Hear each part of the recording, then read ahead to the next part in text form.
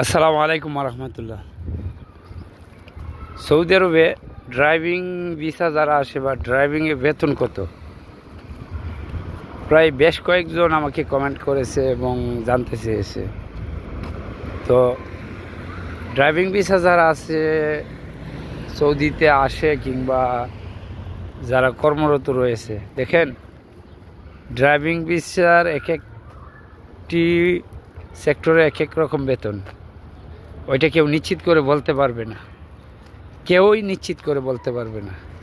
তার কারণ আপনাদেরকে আমি বলি, যারা ডোমেস্টিক ওয়ার্কার, হাউস ড্রাইভার, তাদের বেতন হয়ে থাকে 1400, 1500, 1800 রিয়াল বা 2000ও হই, কারো 1700, 1600 সৌদি রিয়াল হয়ে থাকে। যারা হাউস ড্রাইভার কারো 1400, 1300 এরকমই বেশিরভাগ হয়ে থাকে। হাউস ড্রাইভার, ডোমেস্টিক ওয়ার্কার যারা। আর কোম্পানির ক্ষেত্রে কিছু কিছু কোম্পানি আছে, ফুড ডেলিভারি বা হ্যাঙ্গার স্টেশন, এই সকল কোম্পানির বেতনও 2000-এর উপরে হয়। 2000 সৌদি রিয়ালের উপরে এই সকল কোম্পানির বেতন হয়ে থাকে। বা অনলাইন কোম্পানিগুলো যে কোম্পানিগুলো রয়েছে 1800, 1700, 2000, 2200, 2500, 2800 পর্যন্ত হয়, 3000 হয়।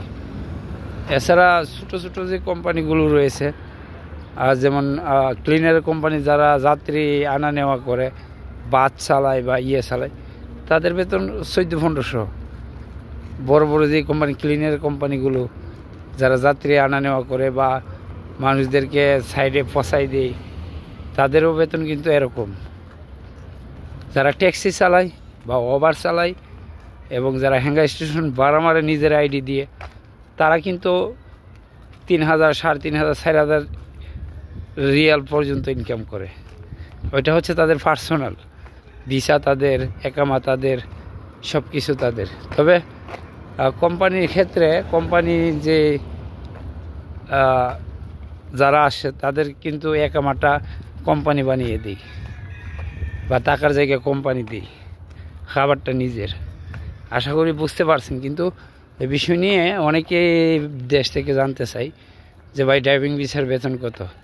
ওইটা তো কেউ নিশ্চিত করে বলতে পারবে না। তবে এক এক কোম্পানি এক এক রকম ক্যাটাগরি বা এক এক রকম ফ্যাসিলিটি দিয়ে থাকে তাদের কর্মীদেরকে। ধন্যবাদ সবাইকে।